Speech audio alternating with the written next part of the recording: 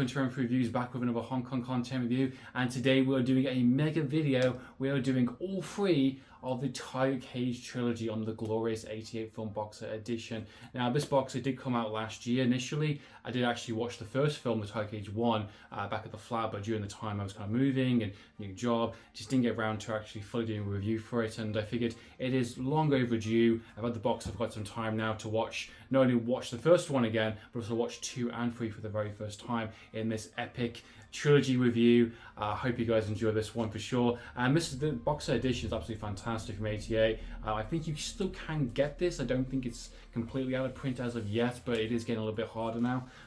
Really glorious edition, just really nice.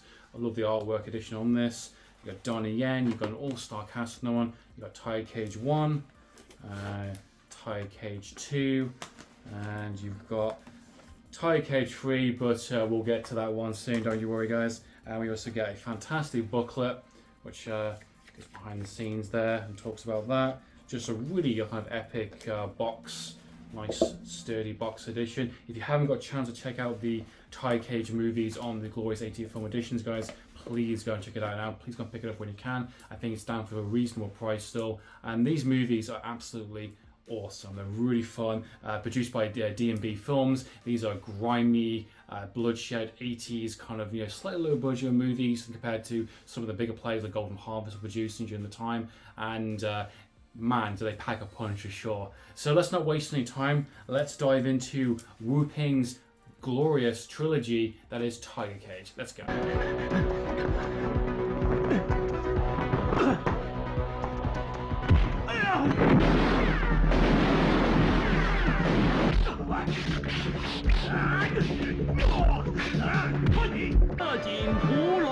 So let's start at the beginning with Tiger Cage 1, released in 1988. This is directed by Wu Ping, who's done all 3 of these films. He was definitely kind of a big director back at the time, obviously doing a lot of stunt choreographing as well, between a lot of different projects. Obviously he's very famous for the Matrix films, behind the scenes of those. He's done some of my favourite movies, Drunken Master, for instance. And this one is really fantastic to kind of really get into as a first entry into the Tiger Cage movies. Now these movies aren't necessarily sequels, they are more kind of sequel in title only. There are 3 individual movies that do have a lot of the same actors or some of the same people coming back, returning, playing different roles, not put together as a trilogy, just titled under Tiger Cage, just for the nature and the spirit. And all 3 of these films are very different from each other. I've heard about Tiger Cage for a very long time now, very similar to the In Line Duty movies, and these are much more 80s grimy, kind of gritty, kind of hard-hitting, 18 rated, full package deal. It definitely encapsulates and kind of energizes those kind of bloodshed movies through and through, and it does not waste any time. It's a really tight, constrained 90-minute thriller that packs a lot of punches, has a lot of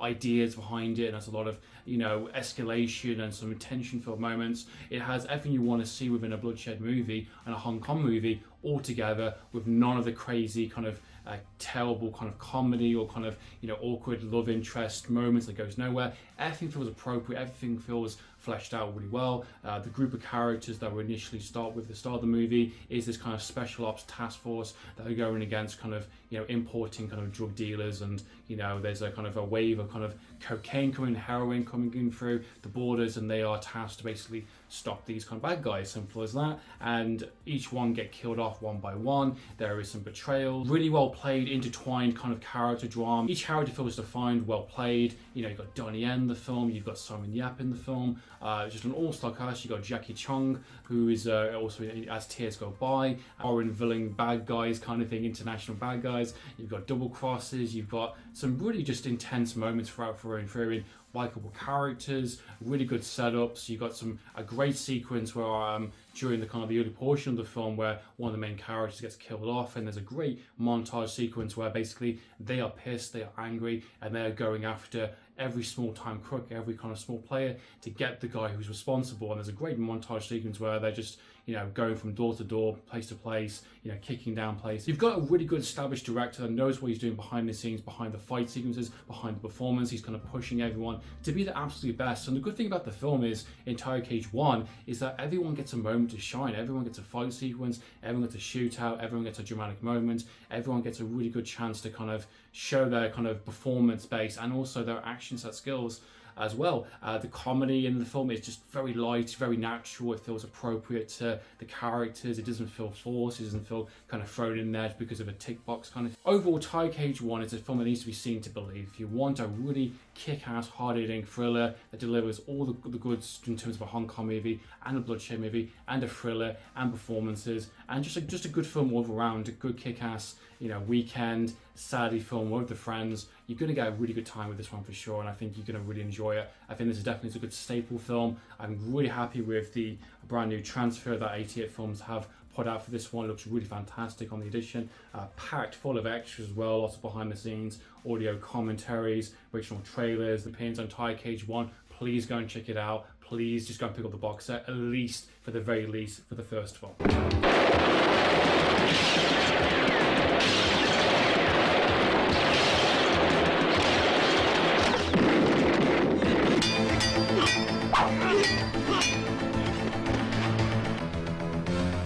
Continuing on with the Tiger Cage movies with the second entry, Tiger Cage 2. Now, as previously mentioned, these movies are title sequels only and don't have any kind of loose connections with each other. These are kind of returning actors, returning villains, just kind of playing different roles, and basically it's just to brand these kind of ideas into one kind of franchise. Tiger Cage 2 is putting Donnie Yen on the front and centre. You got Rosemary and Kwan, you got Cynthia Khan also from the In-Line Duty series, playing a very small role in the film also. Tiger Cage 2 is something that I've been quite looking forward to checking out. My friend has given it really high praise just based on some of the sequences in this film. And I gotta say, it definitely lives up to that hype a little bit. I would say it's a perfect example of a late 80s, early 90s film, being the fact this film was released in 1999. And as mentioned within previous movies I've done on the channel, during that kind of time there was kind of like a sweet spot between comedy, action, and this kind of change up within kind of police procedural movies kind of thing. The ideas of kind of crime and justice and bad guys getting away with. This was not something that allowed to happen within kind of the new kind of lineup of movies during that time. There's a lot of weird kind of alternative endings or title calls, and Tiger Cage 2 doesn't escape that idea with the alternative ending to the film on the Mandarin cut, which features a completely different ending in terms of how the film plays out, and Donnie Yen just magically disappears, just in favour of this kind of more procedural, like resting the bad guy, getting justice kind of ending kind of thing, which I think is really, really funny and really out of place for what the film's trying to go for. It's not perfect. It does have its flaws throughout its kind of its runtime, for its hour and a 40-minute runtime, and there's some weird kind of tone decisions, but it's pretty fun. The first portion of the film is pretty fast paced. It's pretty bonkers on how it just goes from one set piece to the next. It keeps the movie flowing quite nicely. There's a robbery sequence that happens with money being stolen, and Donnie Yen's character, Rosemary Kwan, gets wrapped up in this kind of really kind of over-the-top scenario involving kind of money being stolen, a drug laundry operation from these kind of like two business lawyers that are basically doing dirty laundry money from the US kind of drug dealers overseas, and basically the money gets stolen. Cynthia Khan gets involved in that kind of in that situation alongside Donnie Yen, who's a retired police officer called the Dragon in the film, and he's kind of knows what's up. Some things are not quite right. A witness overheard the conversation between the two lawyers, and she gets killed in the process by this kind of Injector-inspired biker helmet.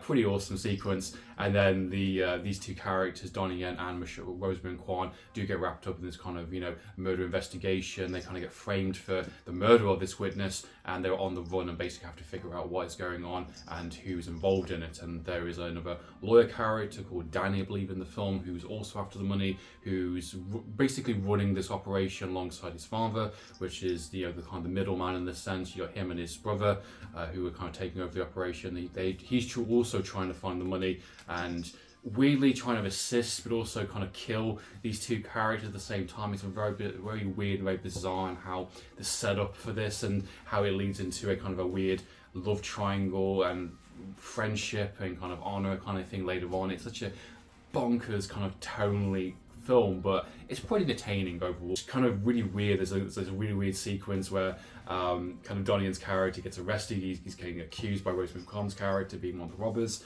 He gets knocked out, which is a sin by itself. He gets knocked out 3 times in this goddamn movie, and Donnie Yen getting knocked out is definitely a sin in my book. That should never happen, especially after seeing John Wick 4 and the IP Man movies. That is definitely not allowed, but it happens quite a few, which is very annoying, but whatever. And he gets knocked out, and then he gets robbed by basically the robbers, and this kind of really hijinks attempt, and then they realise it's not the actual person they want to get, and they just throw him out the van just kind of on the street. It's just some really kind of on the fly, really quick editing, getting through the setup, so they can get to kind of like the portion of the film, which is basically a really weird kind of loose comedy kind of relationship sort of blossoming between Donnie and Rosamund Pike's character, the lawyer that's get rocked up involved in this. And there's some really awkward kind of comedy set pieces with hot sauce in kind of noodles, or they're having kind of like dinner sequences out in the street, sponsored by Foster's Lager by all means, out of place kind of fight sequences that have no real reason to have a fight sequence, but they got to have it because they got to have the sponsorship. They got to have some nice loose comedy moments, or they got to have characters to eat on the screen because it promotes kind of food and chill, relax. And they put really kind of the most rip-off Tango and Cash music I think I've ever heard. I mentioned this with Royal Warriors. They ripped up a lot of aspects of Tango and Cash's kind of scenarios and sort of setups within that third act. This one takes the music from Tango and Cash and reworks and retwists it within the film. It works, it's funny, it makes me laugh a lot within the film. And then they also use a different type of weird score track later on, which me and my friend believed it was painted black. I do think there's a little bit of kind of Fright Night in there, a little bit in terms of the score music, but it works for the film. It keeps the energy going quite nicely. I'd say the bulk of the film, being the second and third act, is this kind of weird kind of love triangle that's kind of played in the film between Danny, which is one of the so-called bad guys, I would say, the middleman who's trying to seek the money back. He's trying to kill him for a little bit, a portion of the film, and getting into kind of like basically the fight, heat of the fire between these two characters being on the rod. And there's a weird kind of connection between all three, and there's some weird kind of scenarios that happen with Danny's character basically undressing her and giving her new clothes, and there's some weird kind of humour back and forth, and some of it works, some of it doesn't. But the good thing about it, it's brief, it's very quick, it's not overstaying its welcome too much. It's just kind of just there for just a bit of comedy's sake. And all this leads into an absolutely fantastic third act sequence with Donnie in with a samurai sword doing a full-on samurai battle, which is even on the goddamn poster for the Trilogy Cage 2 on the Blu-ray, which absolutely is fantastic. He's taking on against two bad guys. I believe you have also Michael Wood, also from Inline Duty 4 and the first Trilogy Cage movie, doing return back, doing a really sweet fight scene with him during the kind of warehouse sequence. There's always a warehouse sequence going against the bad guys with this kind of drug operation, and him and his partner, cop friend, are in the film, also take out the bad guys within it. And there's some pretty excellent action set pieces that happen, mixed between samurai sword fights, hand-to-hand fist fights. There's some really cool kind of gunplay also happens within the film. Rosamund Pike gets a really cool sequence where she's kind of, basically knocking out the bad guy. The bad guy of the film also is from Mortal Kombat, which is great, and he's just really hammering it up and having a lot of fun time. You got Cynthia Connor in the film from the Inline Duty series 3 and 4.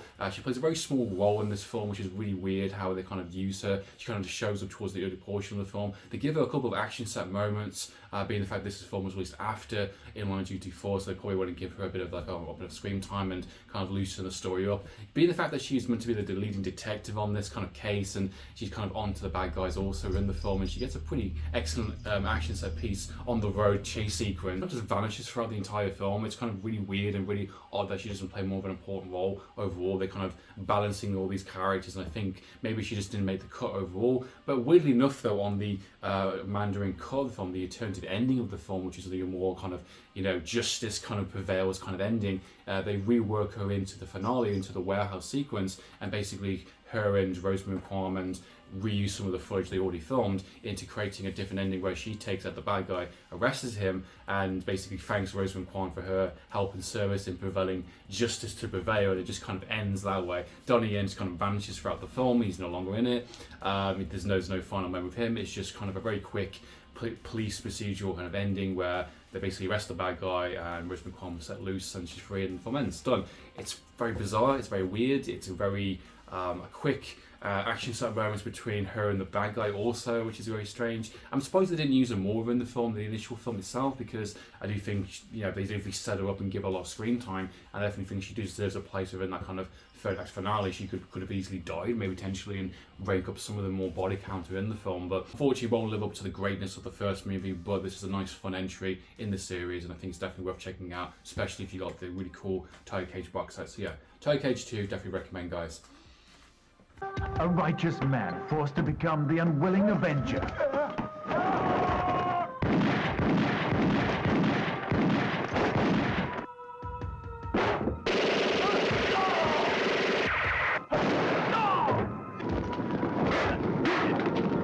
If justice is out there, he will find it. Tiger Cage 3. Now concludes the third and final chapter in the Tiger Cage trilogy with Tiger Cage 3, a part of the glorious 88 film box set edition. This one's been highly anticipated, not. But the first movie, which has been this kind of glorious kind of 80s throwback, kind of, you know, grungy, kind of gritty, nasty, just in your face, just kind of aggressive movie, just really fucking awesome, and just very much in the line of like Righting Wrongs and some of the In-Line Duty movies. Just stellar fucking movie. Second entry being a lot more kind of light-hearted, a bit more fun. Donnie doing his usual stick and just having a lot of fun. Great cast, a bit of light comedy, but pretty fun overall, really enjoyable. Definitely a lot to go back to in that one, and a pretty fast-paced story for the most part. And then we get to Tiger Cage 3, the exciting third and final chapter. How they're going to top it with a returning director, and they just fuck it up. The only returning aspect of this film is the director, of course, did all three movies. None of the returning cast members come back for this one, and it's an hour and a half of not much really happening. The rumours, the anticipation, all the kind of speculation for this film is 100% true. There is a reason why there is barely any extras, there's barely any kind of mention on this on the actual edition itself, and there's a reason why no one talks about it. And it's probably smart of 88 Films to release this as a kind of trilogy pack, because I don't think anyone with their right mind would buy the third one by itself. The so-called storyline for Tiger Cage 3 revolves around three main characters, two kind of, you know, cop characters that are part of a special task force criminal bureau kind of thing, who's basically surveilling and kind of tasked to take down this kind of stealthy businessman who's basically manipulating stocks, who's blackmailing, murdering, and he's kind of dominating a lot of what's going on with the Hong Kong kind of, you know, monopoly kind of market, in the sense he's a female consultant who's basically romantically involved in our cop character called James, and we have Michael Wong, which is our secondary cop character, which is back from the In-Line Duty movies, which is just always funny to see because he just can never escape that actor. And the three main characters are basically our three essential main characters, apart from our villain, which is doing some, you know, shady kind of business kind of corporation deals. And the biggest problem with the film in terms of going forward with it is just it doesn't know what it wants to be, and it's just kind of all over the place in terms of its energy. The film has unbelievably low energy from start all the way to finish. It doesn't know what it wants to do with its kind of pacing. Even though some of the action set pieces are pretty good in place, especially some of the hand-to-hand combat and some of the kind of the smaller section moments. Essentially, the director wants to go for a more kind of slicker, kind of more grounded kind of espionage type of thriller, you know, sexy kind of thriller in places, the touching upon themes about sexual assault and, you know, about female empowerment and just how the world works against power and wealth and money, and, you know, how you get ahead in businesses, you know, by screwing over the ones you love or screwing over your friendships, and, you know, betraying and kind of double crossing. And it's a very weird kind of tone. It doesn't really commit to any of the stuff it's trying to go for. It kind of lightly suggests it within its very obvious kind of, you know, cinematography. It's very shots, it's symbolic shots with, you know, playing on the pool table and playing with walls, and, you know, her ducking down like kind of a bottle, and that's very symbolic kind of thing for the obvious reasons. And even our main bad guy doesn't really commit to being a sleazy piece of shit. You know, if it wants to go category 3, then just go category 3, just go for it. At least commit to the ideas that you're trying to go for. Don't have the villain just slimy kind of do something and then you show the aftermath later, and there's no impact. And being that the music choices around that as well is just so bizarre and so weird, and all the music and all the kind of the way the scenes are paced and put together, it's so dull, it's so kind of low energy, it's so uninspiring, it's so just kind of mediocre kind of thing to the unbelievable extent. And it's just kind of like, it feels like a film that has no one go behind the wheel anymore. Everyone's just tired.